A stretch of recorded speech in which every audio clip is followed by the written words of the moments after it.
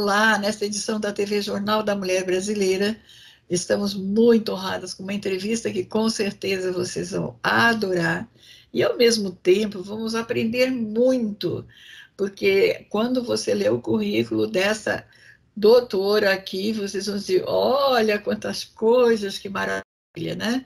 Resumindo, hoje é a psicóloga clínica educacional e também escritora, a doutora Maria Ângela Mantovani. Ela vai falar daqui a pouco também sobre as formações dela.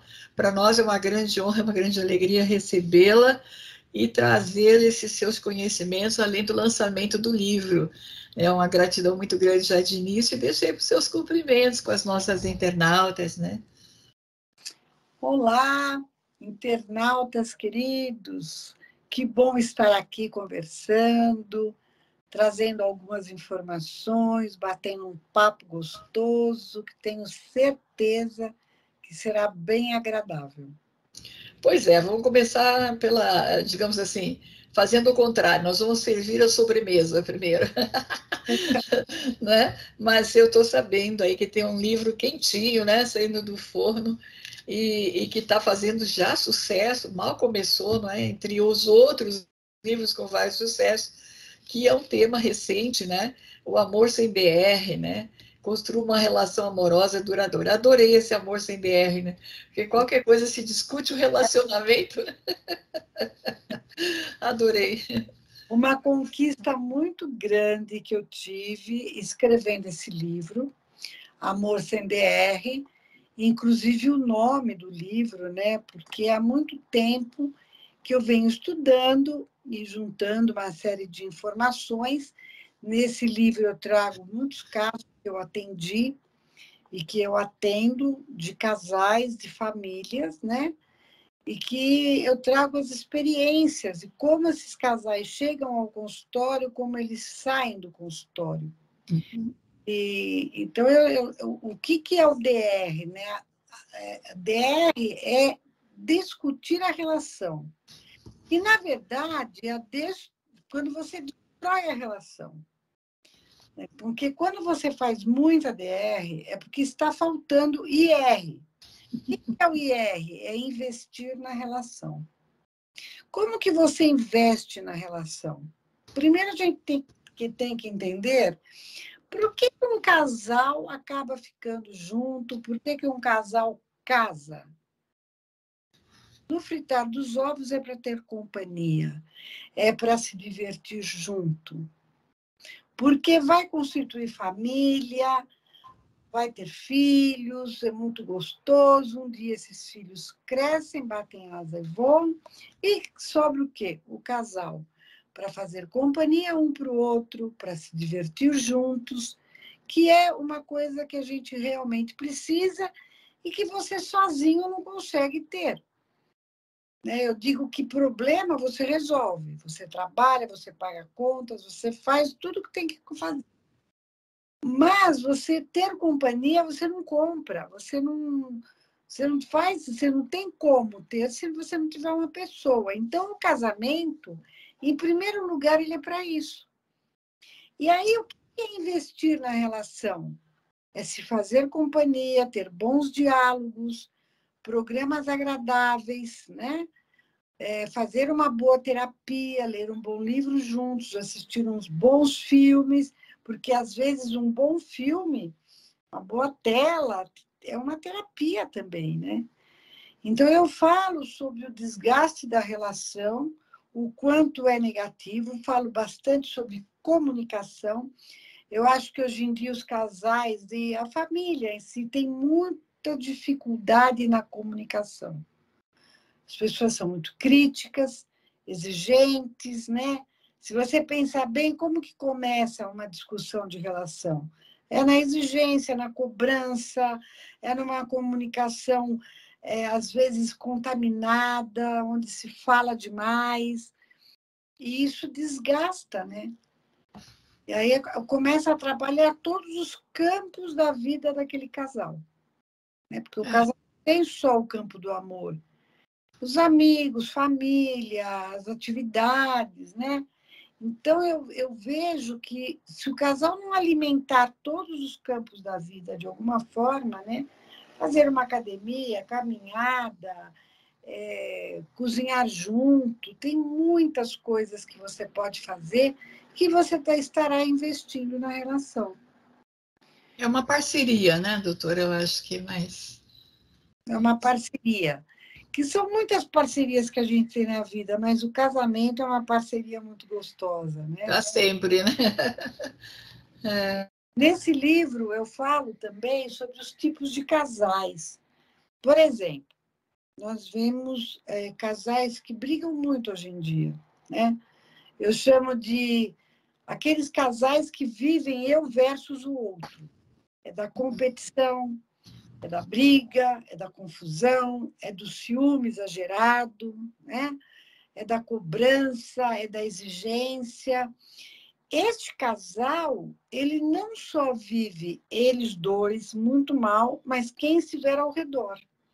A família, os filhos, porque vai sobrar para os filhos também, né? Eu digo que um casal competitivo, ele vai formar times dentro de casa. Muitas vezes a mãe fica com um filho, o pai fica com outro, e ficam se degladiando, fazendo com que o clima da casa fique totalmente perturbado, sem harmonia. Então, existe um outro casal, que outro dia aconteceu uma coisa muito interessante. Eu estava dando uma palestra e eu montei os 3 casais que eu trato no livro, que é eu e o outro, eu com o outro e eu versus o outro. Então, eu chamei alguns casais para fazerem essas parcerias, essa dinâmica, essa cena, vamos dizer, e pedi para que as pessoas viessem complementar como filhos desses casais. Então, por exemplo, esse casal competitivo, evidentemente que os filhos vão competir entre si, vão brigar, vão discutir, vão estar sempre complementando com a alienação parental. Porque um casal que briga muito, ele faz alienação parental sem perceber, porque ele precisa buscar adeptos. Então, se ele consegue um filho para alienar com ele, para ser adepto e dar razão para ele, este filho vai ser contra o outro cônjuge, né? E no caso, por exemplo, a mãe muitas vezes faz do outro filho, de uma filha, e o que acontece? Este adepto, ele pode até ir formando uma relação extremamente doentia com este pai ou com esta mãe, que vai ser o quê? Essa relação doentia é aquele jovem que vai crescendo com dificuldade de se relacionar. Porque ele, na verdade, pode inconscientemente fazer um casamento com esse pai, com essa mãe. E isso vai trazer uma dificuldade muito grande na vivência deste jovem, quando chegar na fase de jovem adulto, entendeu? Para casar, para formar uma parceria para ele. Aí tem o casal eu e o outro. Eu achei muito interessante porque a plateia trouxe os filhos, todos, cada um no seu mundo. Então, era o pai e a mãe virados de costa, um para o outro, levando cada um a vida que queria. E, junto com cada cônjuge, né, às vezes até tinha um filho, assim, mais ou menos perto, mas na maior parte do tempo, esses filhos estavam cada um na sua individualidade. Então, filhos trancados no quarto, com os seus videogames, ou com o seu celular, o WhatsApp, e cada um dos cônjuges fazendo a sua individualidade. O casal eu com, que eu achei uma surpresa muito grande, que exatamente até tinha um casal que mostrou que eles eram assim muito companheiros, e aí os filhos deram um depoimento, que na verdade esses filhos eram desse casal mesmo, deram depoimentos que muitas vezes eles se sentiam de fora do relacionamento. De tão colados que eram esses dois cônjuges, que os filhos não conseguiam fazer parte. Que situação. Então, na verdade, o que precisa ter? Uma dança. Às vezes eu com, às vezes eu e às vezes também tem um pouco do eu versus, porque eu não preciso concordar com tudo. Uhum. E aí existem 3 momentos do casal, que é o momento da individualidade de cada um, o momento social do casal, que é junto com filhos e amigos e parentes e famílias, e o eu da intimidade, que é do casal junto, nos seus momentos de carinho, afeto, conversas, planos de vida, a vida sexual, a intimidade, o carinho, entendeu? Então, eu acho que tem que ter uma dança, sabe? Entre o eu e, o eu com e, às vezes, o eu versus, que também pode dar a pitadinha, né? Que é aquele velho ditado que o ciúmes, pouquinho, ele pode alimentar esse é o queijinho da macarronada, né? Mas eu acho que está muito bem exposto, né? Que são todos esses enfoques, digamos, que realmente permeiam as famílias, não é? E queira ou não, enfim, assim está na sociedade, assim está no dia a dia, não é? E muitos envolvimentos externos, me parece, né? As gerações atuais, assim, principalmente os mais jovens, né? É uma relação muito supérflua, a gente percebe muito descartável, né? Hoje fiquei com fulano, daqui a pouco, não, amanhã eu vou ficar com fulano, hoje eu não sei o quê.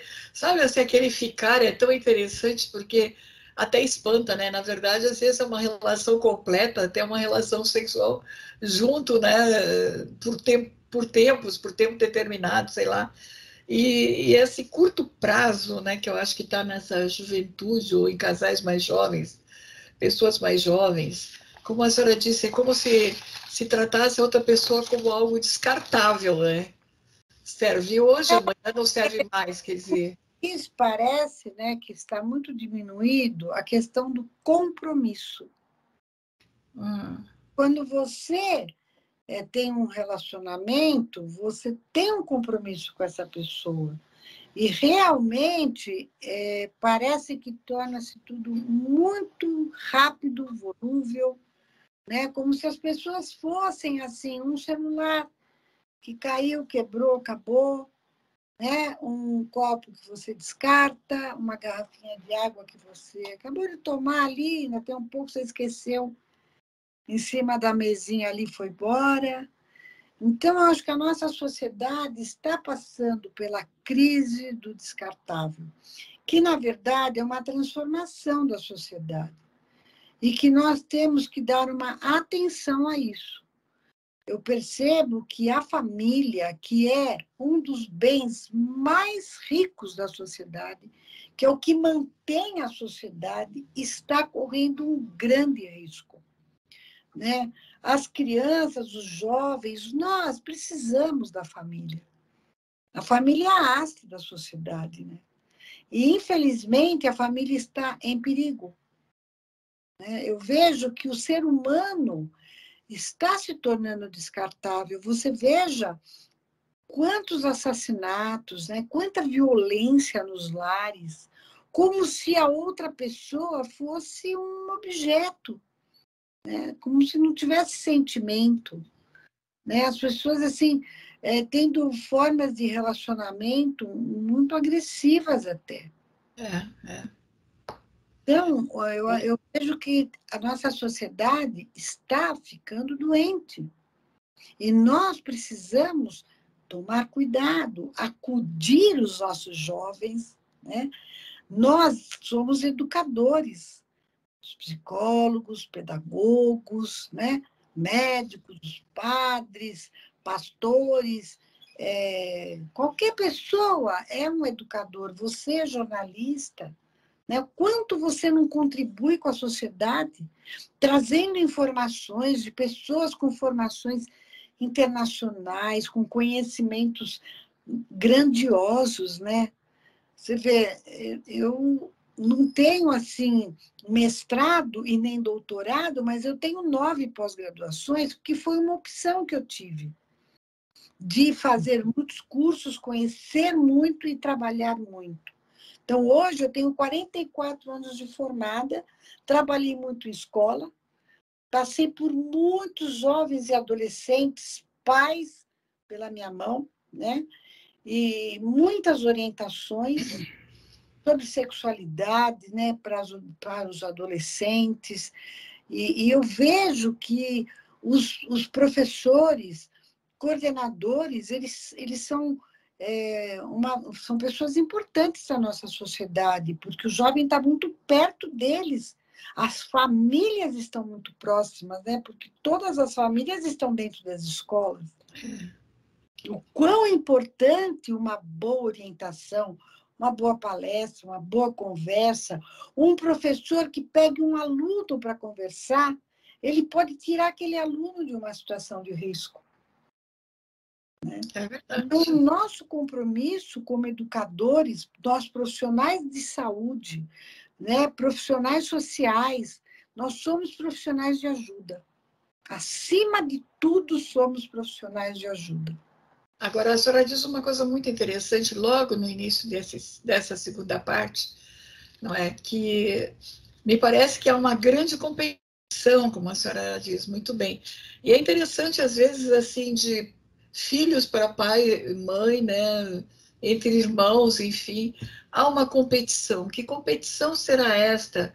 Se estão todos juntos, todos partilham, né, do mesmo sangue, enfim, os conhecimentos todos foram gerados e, né, num contexto, e a gente vê que permeia muitas vezes, é uma competição. Eu sei mais que você, não sei se é porque eu sou homem, eu tenho mais vida lá fora, vamos supor, né, tem coisas assim que fica esse alijamento já da mulher, às vezes, dentro da família, e principalmente as pessoas idosas, né, que a gente vê, a senhora fala das crianças, mas as pessoas idosas, elas estão bem descartáveis, isso já nem se fala nas que tenham deficiência, né, que aí é raro alguém querer cuidar ou zelar ou ter uma boa palavra de estímulo, né. Então, quando a senhora está falando assim, a família está em perigo, eu acho que nós estamos numa situação dramática, de muita agressividade, como a senhora usa a palavra, né? Eu diria assim, até uma violência moral, né? Não é uma violência física, é uma violência moral, né? Eu acho que é por aí, não é? No meu segundo livro, eu falo, o meu livro chamado Filhos Felizes, eu falo sobre os tipos de dinâmicas familiares, né? E uma das dinâmicas familiares é a do patinho feio, que é a da comparação, da competição, né? De colocar um filho contra o outro, sabe? Que é da alienação parental, né? Que hoje acontece muito com o número de divórcios que a gente tem, né? E acho também, sabe, que a sociedade está doente, então as pessoas estão buscando refúgio na bebida. Eu acho que a bebida, o alcoolismo aumentou muito em todas as idades. As né? mulheres também, né? Muito. Com certeza. O alcoolismo, a droga, né? Eu acho que Essa aqui é a pior, porque é destrutiva, né? Mesmo, né? Eu, inclusive, cheguei a atender algumas famílias em que o pai, a mãe e os filhos usam droga dentro de casa. Né? Terror, né? E aí, assim, não são famílias nem muito pobres, né? Famílias como toda família, né? Que tem até, assim, uma formação de uma certa religiosidade, entendeu? Mas envereda por um caminho que assim traz muita atitude nociva, né, para É dentro. destruição mesmo, né? Eu acho que é autodestruição, né? Exatamente, entendeu? E assim, com a pandemia, eu acho que nós vivemos 2 fases, né? A primeira fase parecia tudo gostoso, estarmos todos juntos, parecia que estávamos de férias. Aí aquilo foi cansando, a exaustão do excesso de companhia, né, de estar junto. Isso trouxe bastante desgaste para os casais, para as relações, né? E os filhos se viciaram muito nas telas, no videogame, nos jogos, né? No WhatsApp, celular, a tela, o tempo todo a tela. E aí eu vejo que isso trouxe um distanciamento dos filhos com os pais, um desgaste, houve muitos divórcios, eu vejo que... E graças a Deus está chegando no meu consultório alguns casais que se separaram durante a pandemia e estão tentando voltar. E aí estão procurando a terapia de casal como um recurso para uma ajuda para voltarem a ser casados. Inclusive, alguns que chegaram a fazer a documentação de divórcio e que agora vão se recasar, entendeu? E Interessante. o divórcio aumentou bastante, sabe? A desatenção para com os filhos, né? Eu tive casos de adolescentes que fugiram de casa, sabe? Assim, no ímpeto assim, de ficar desesperado, de ficar muito tempo trancafiado, a ausência dos pais, os pais passaram a trabalhar um excesso de horas, mesmo dentro de casa. Então, tudo isso trouxe muito desgaste e eu acho que essa pandemia trouxe uma transformação da sociedade, que daqui para frente nós estamos numa linha bem limítrofe, onde ou as pessoas vão tentar se unir novamente, criar força na família, ou realmente vai ter um nível de separação muito grande, né? Abandono. Agora, Aí, abandono dos filhos, abandono do lar, abandono dos mais velhos, né? é isso, a senhora chegou no ponto que eu queria dizer. Temos uma moça que trabalha muito com um grupo de idosos e ela diz que a violência contra os idosos é uma coisa impressionante que acontece nesse momento, né? Digamos assim, antes havia mais preocupação de deixar o idoso inserido na família, agora não. Né? Então tem assim pessoas pagando alguém para cuidar e vai viajar e deixa alguém cuidando, sabe como é? Não tem mais aquela afetividade dos idosos. Então ela estava comentando que ela não entendia o porquê, porque ela não é psicóloga, né? Ela é uma cuidadora especializada assim, em atendimentos de emergência de pessoas idosas, essas coisas. E o que ela diz, eu não entendo, porque parece assim que abandonaram os idosos. Então, deixando eles assim à conta do cuidador e ninguém telefona para saber se está bem. Eu achei meio confuso tudo isso. Talvez tenha a ver com o que a senhora está comentando, né? Essa ausência diante da pandemia tenha provocado isso, não sei. Eu acho que a sociedade hoje, não sei, me parece que há uma priorização do dinheiro. Tudo bem, nós temos que pagar nossas contas, você vê, são 10h30, estamos trabalhando, não é? Que maravilha isso. Porém, se a gente pensar bem, é um excesso de busca também, né? Uhum. E assim, as coisas ficaram muito caras por causa da pandemia, por causa de uma série de fatores sociais, e aí o pai, a mãe precisa sair correndo atrás do dinheiro. Só que isso também leva a uma priorização da busca do dinheiro. E nós precisamos também de outras coisas, né? Sabe? Essa parte dos idosos, eu fiquei bastante preocupada com o que está falando, porque diz que realmente assim é como se tivesse sido cortado o vínculo, né? Eu tenho que correr, tenho que me socorrer e deixa ele aí, entendeu? Deixa ela aí, quer dizer, deixa com alguém lá e enfim, acabou, né? Abandono total, entendeu? Eu cheguei a visitar algumas casas de repouso, isso antes da pandemia, e a gente já via assim, pessoas idosas completamente abandonadas pelos seus parentes. Nossa, Isso é uma situação muito grave da nossa sociedade, né? Quando chega nesse ponto, acho que não vai muito longe como sociedade, né? Eu acho que já estamos numa barbárie, né? Mas, minha querida, nós temos também os seus outros livros e talvez podíamos estar citando e depois falar um pouco dessa terapia de casais, né, que a senhora também faz, que eu acho que já mais ou menos está fechando aqui a nossa meta de divulgação, né? Mas eu gostaria, assim, se pudesse fazer um breve resumo dos títulos dos livros, né? E como é que as pessoas podem adquirir esse novo.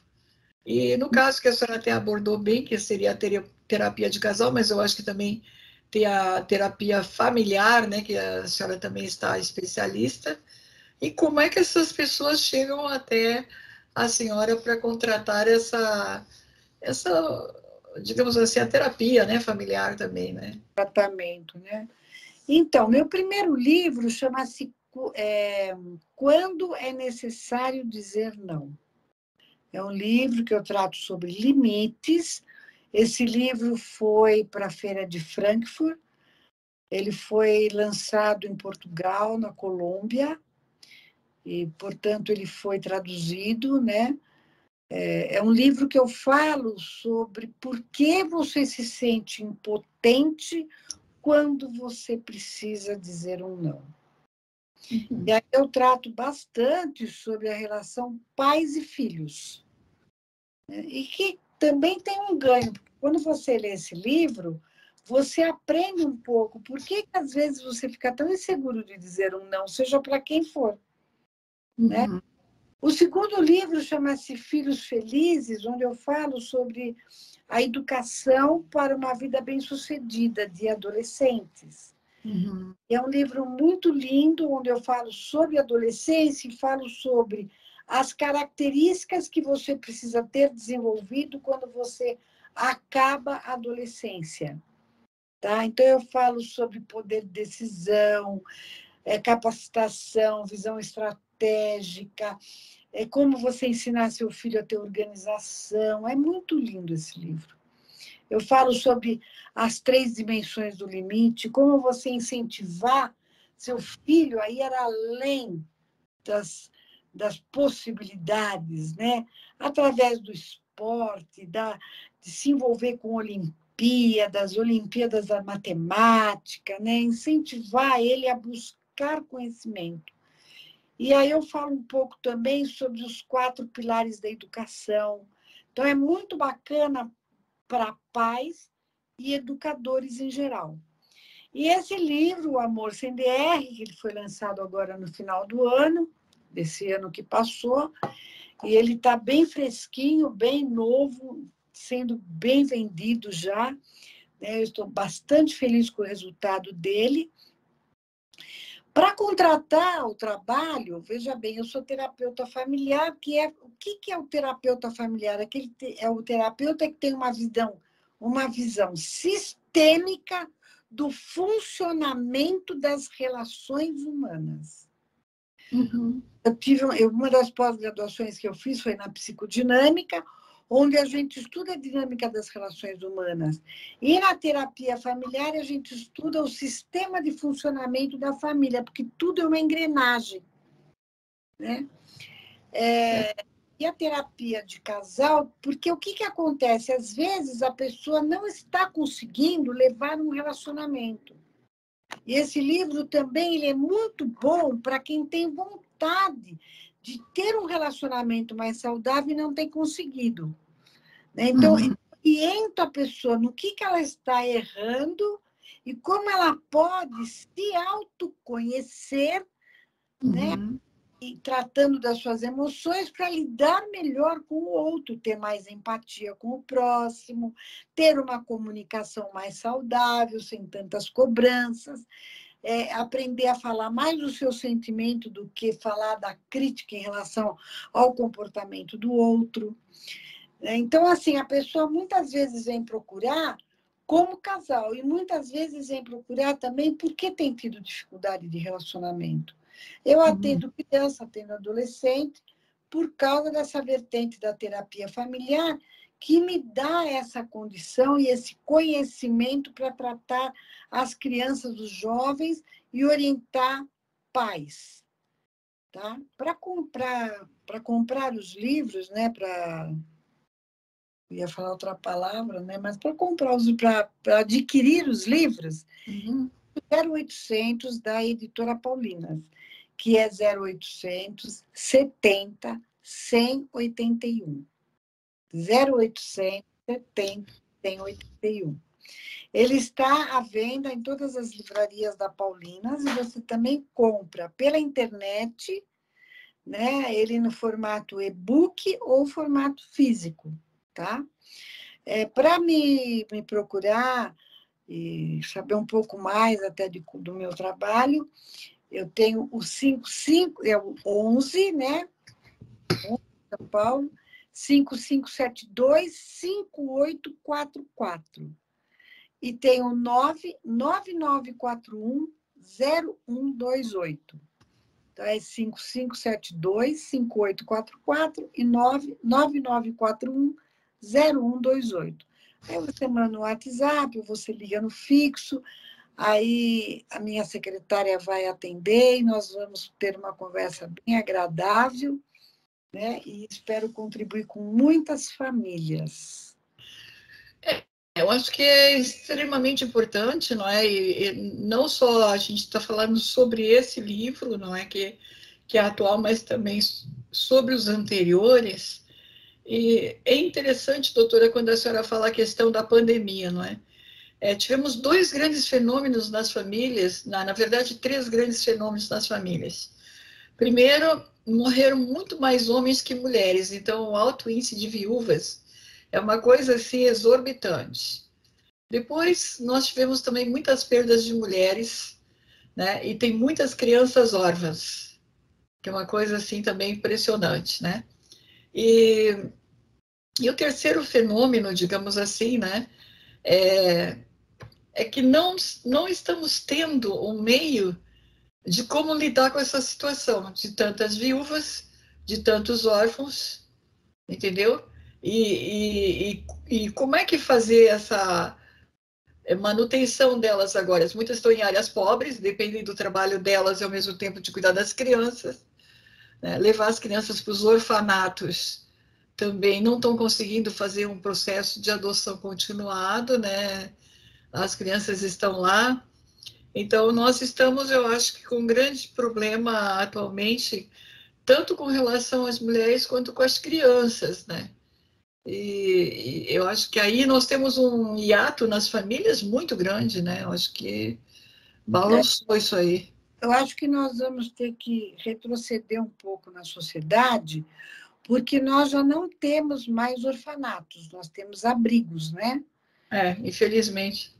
Infelizmente, porque eu conheci orfanatos maravilhosos, tanto para menino como para menina, né?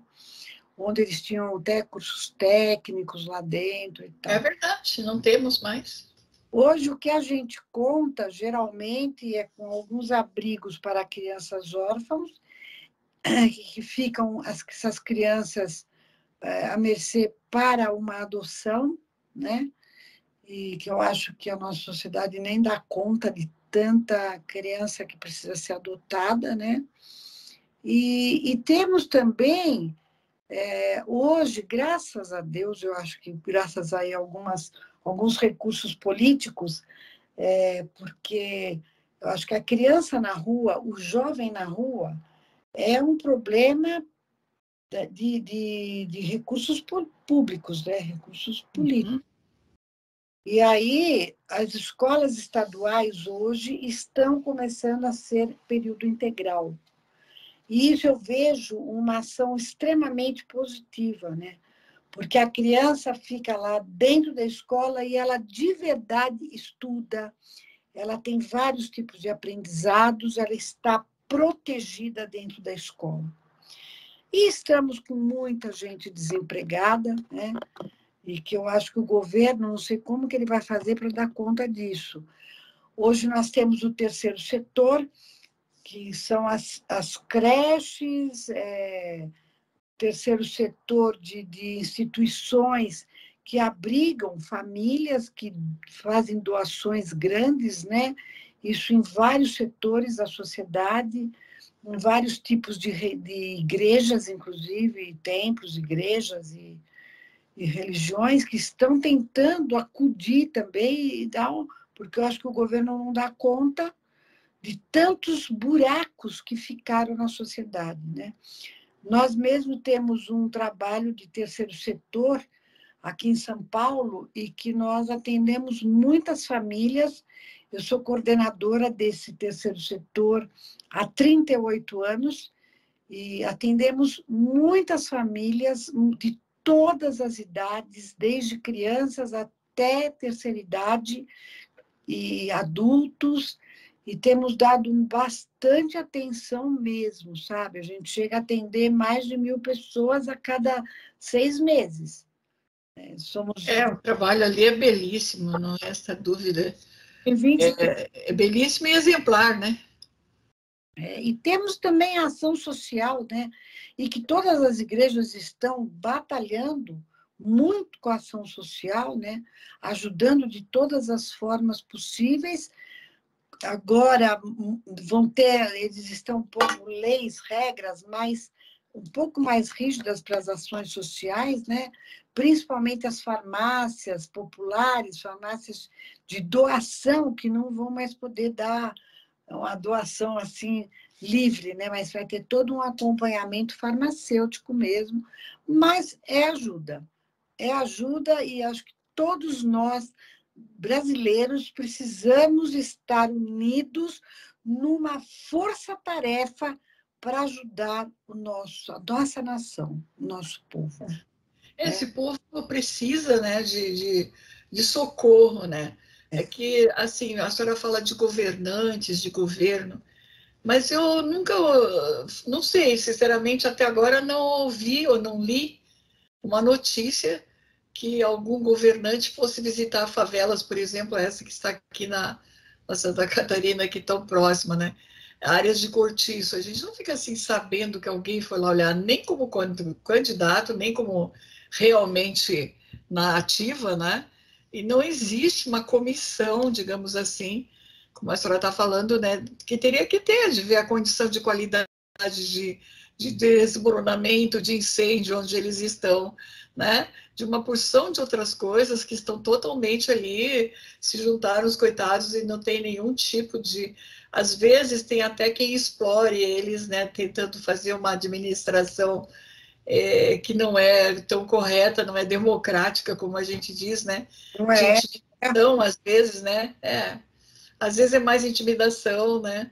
E essas pessoas realmente, se não for os movimentos religiosos, independente da religião, como a senhora disse, se não fossem esses grupos, eu não sei o que seriam dessas criaturas, porque nós temos uma ausência total de provas de governo, de qualquer área, de qualquer, não estamos falando só de São Paulo, em geral, não existe digamos assim, um setor que noticie, né, as coisas que estão acontecendo, as parcerias que estão sendo feitas, os resultados alcançados, mutirões, né? As próprias universidades, por exemplo, de faculdade de medicina poderiam fazer mutirões, aprenderiam e cuidariam daquelas pessoas. Laboratórios poderiam fazer mutirões dando a medicação básica, por exemplo, contra a verminose, essas coisas todas que são que trazem grandes danos, né? A sarna humana estava assim intensa dentro das favelas, quer dizer, é um absurdo isso, em pleno século XXI, né? E cadê a medicação? Cadê o profissional? Então, trabalhar com os alunos já em fase final de medicina, de repente, de farmácia, enfim. Mas nós não temos essa organização. Então, está aqui uma crítica às ONGs, talvez, que se dizem que são especializadas, né? Ou a falta de buscar recursos dessa forma mais direcionada. E, seja como for, sempre vão ter três eixos, eu diria, que vão ficar muito prejudicados, né? Que vai ser a mulher, né, que tem que sair, trabalha, deixa filho, corre, uma ajuda a outra, que elas se socorrem entre si com as crianças alhadas, né, e com os idosos deficientes da família, porque existe. Não é porque estão lá que eles não têm esse porém também, né. E a questão está exatamente dessa violência também que tem nesses ambientes, né. Nós temos um rapaz que é bem mocinho, negrinho, sabe, doutora? E ele já está no pós-doutorado, ele é da favela. Fizemos uma entrevista com ele que eu tive que me controlar para não chorar, porque a emoção que ele passa para a gente é uma coisa formidável, né? Ele já está trabalhando tanto no Hospital das Clínicas quanto assim como voluntário, né? Então vai para aquelas áreas de fronteira que ninguém cuida dos brasileiros para o lado de lá, do lado de cá, sabe como é? Os indígenas, aquelas áreas de fronteira. Aí eu disse para ele, se o senhor está na favela, por qual motivo? Ele disse, eu nasci na favela, me criei na favela, estudei sendo favelado, hoje eu sou doutor e moro na favela, cuido das pessoas na favela. Ele disse, ali é a minha vida. Né? E aí eu disse, Márcio, o que mais que poderia fazer se mobilizar a sociedade, né, o Estado? Então ele disse assim, é lastimável, quando você levanta os dados de serviços médicos, por exemplo, assim, né, que possa ter postos de saúde, não sei o quê, está nas áreas ricas das regiões, não estão nas áreas das favelas. E que as favelas sequer têm uma ambulância de plantão. Quer dizer, esse dado dele assim me chocou, né? Porque nem uma ambulância de plantão, quer dizer. Aí tu tem parto prematuro, tem parto, gente que se fratura. Pensa bem, o universo todo, né? Então, quando a gente está falando dessa questão de família, né? A gente está falando de uma família estruturada. Mas ali tem famílias.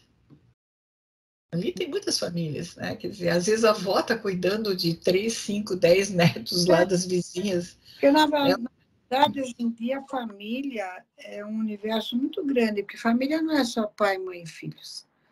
Né? A família é uma tia com sobrinhos, é vó com netos, é mãe com filhos, é padrasto com enteados, né?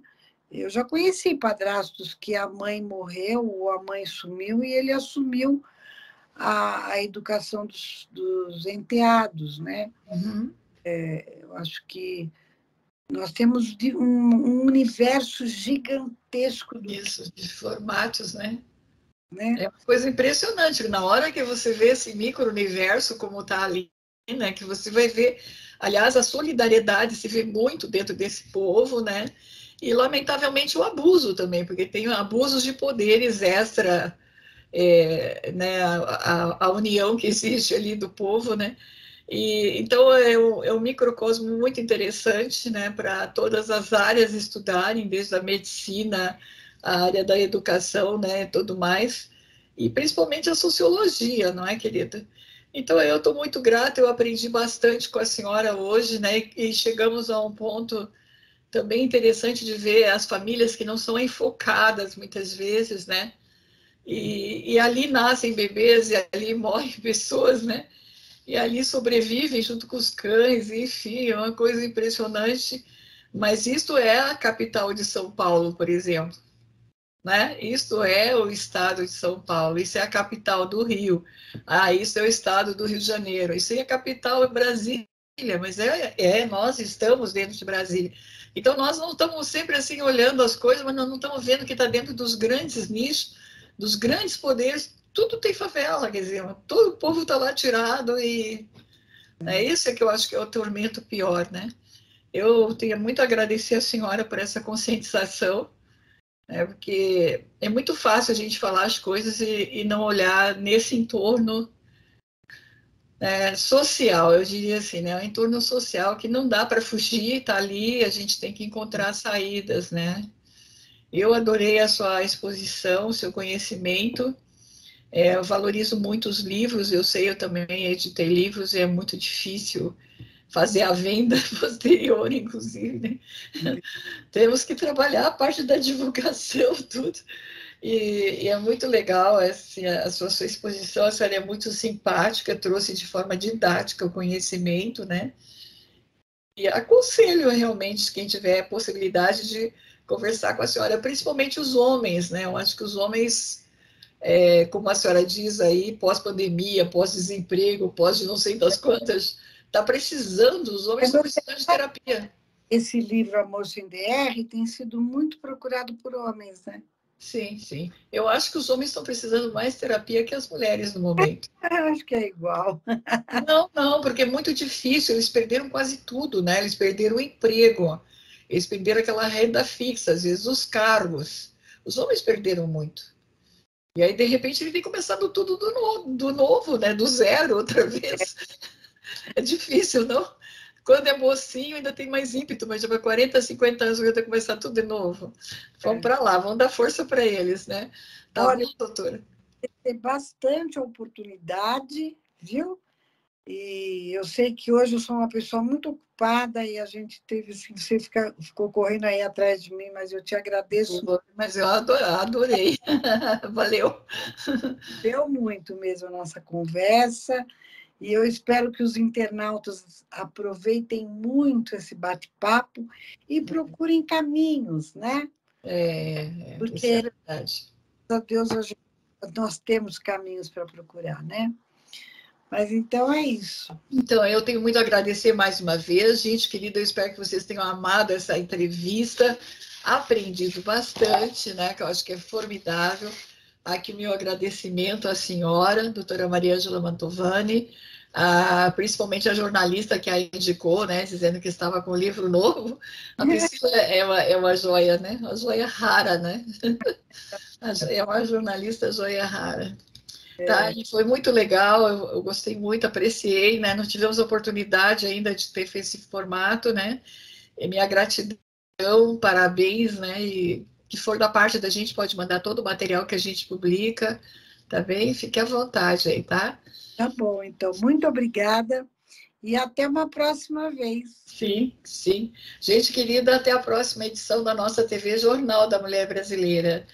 Tá? Um grande abraço, até a próxima.